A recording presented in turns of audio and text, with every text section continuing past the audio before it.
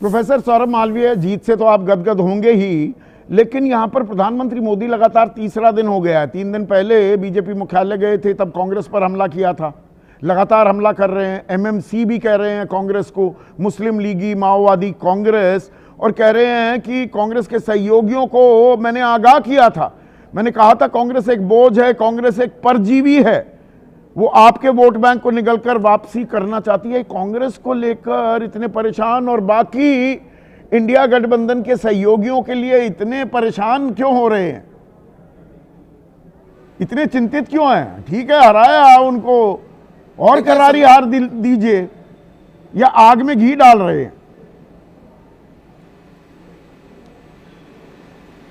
देखिए संदीप जी, आजादी के बाद देश की जनता ने देख लिया कि कैसे देश को छिन्न भिन्न करना, कैसे देश को जाति और धर्म के आधार पर सत्ता में बने रहने के लिए कैसे परिवारवाद को बढ़ावा देना। लगभग 60 वर्ष इस देश को मुख्य धारा में आने नहीं दिया, दुनिया के मंच पर खड़ा नहीं होने दिया। इसके लिए सिर्फ और सिर्फ कांग्रेस जिम्मेदार है। ये देश की जनता जानती है, समझती है। अब देश की जनता सवाल कर रही है कि क्या राजकुमार भाटी समाजवादी पार्टी के राष्ट्रीय अध्यक्ष हो सकते हैं? क्या देश की जनता सवाल कर रही है अजय कुमार कांग्रेस के राष्ट्रीय अध्यक्ष हो सकते हैं? क्या इस तरह के जो घटक हैं कांग्रेस के पद चिन्हों पर चलने वाले, वो बिना नीति के, बिना नेता के कैसे इस देश के सामने एक तो समस्या बन के खड़े बिठाया? प्रोफेसर साहब, अपनी पार्टी के लिए भी समस्या। आप तो लखनऊ यूनिवर्सिटी में मीडिया डिपार्टमेंट के हेड भी हैं। ये सारी आईआईटी, आईआईएम, एम्स या लखनऊ यूनिवर्सिटी, और जो आप पढ़े लिखे, वो जिन कॉलेजों में, स्कूलों में पढ़े, वो कांग्रेस ने नहीं बनाए थे। कुछ नहीं किया कांग्रेस ने। पाषाण युग में थे हम 2014 से पहले।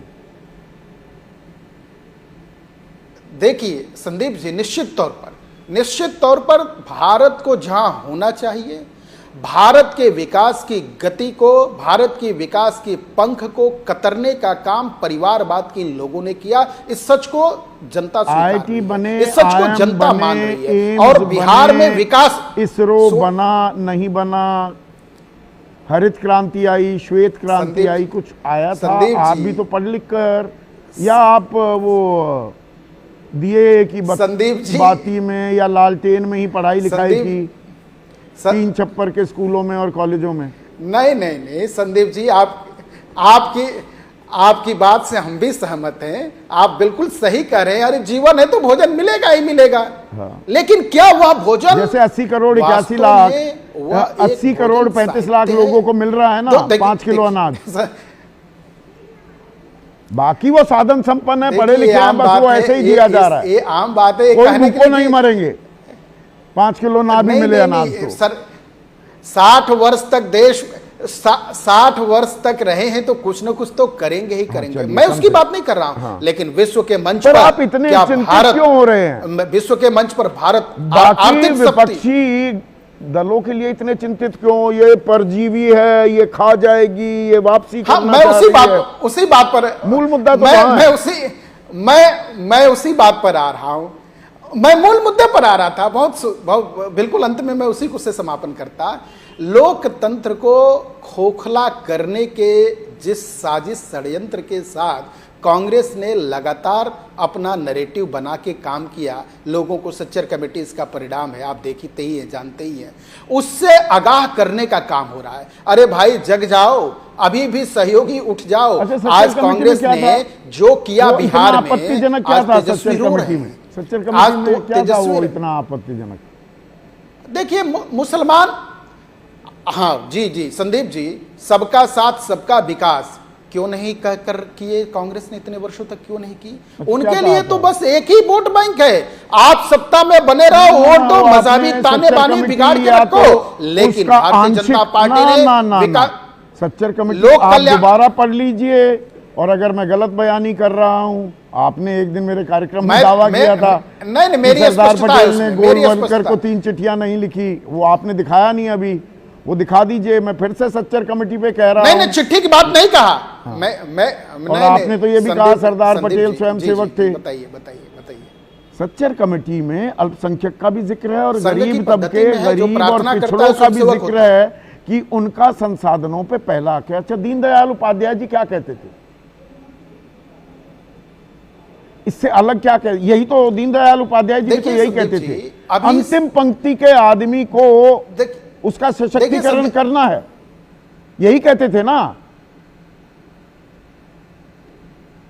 संदीप जी इसी बात को एक लाइन में मैं पूरा करना चाहूंगा, बहुत महत्वपूर्ण विषय है। देखिए संदीप जी, सब 2014 में भारत के सामने एक नई प्रकार की राजनीति आई। वह थी न जातिवाद, न धर्म, न पंथ, न मजहब और न ही परिवारवाद, सिर्फ और सिर्फ विकास। सिर्फ और सिर्फ हिंदू भारत के मुसलमान। यशस्वी प्रधानमंत्री ने 2014 में विकास न, अरे बीच में यही तो आप गड़बड़ कर रहे हैं। सीधा आप कपड़े देखकर पहचान लेते हैं, मंगलसूत्र छीन लिए जाएंगे, विकासवाद की राजनीति ने बटेंगे तो कटेंगे, जिस बात बात पर पाकिस्तान भेजना लोगों को, जिस जो राज्य में आपकी जा बात रहे से इत्तेफाकी ना 14 नवंबर बिहार की जनता ने मुहर लगा दिया विकासवाद पे। ऐसे लगातार लग रहे हैं, बंगाल में लगने वाला है, हर जगह हो ही रहा है, आने वाले दिनों में होगा ही। इसलिए वो प्रोजेक्ट फिर से शुरू हो गया है आपका कांग्रेस मुक्त भारत का। भाई जिस तरह से विपक्ष को बताया जा रहा है ये परजीवी है, ये सत्यानाश कर देगी, इससे दूर रहो। कांग्रेस को ही खा रही है।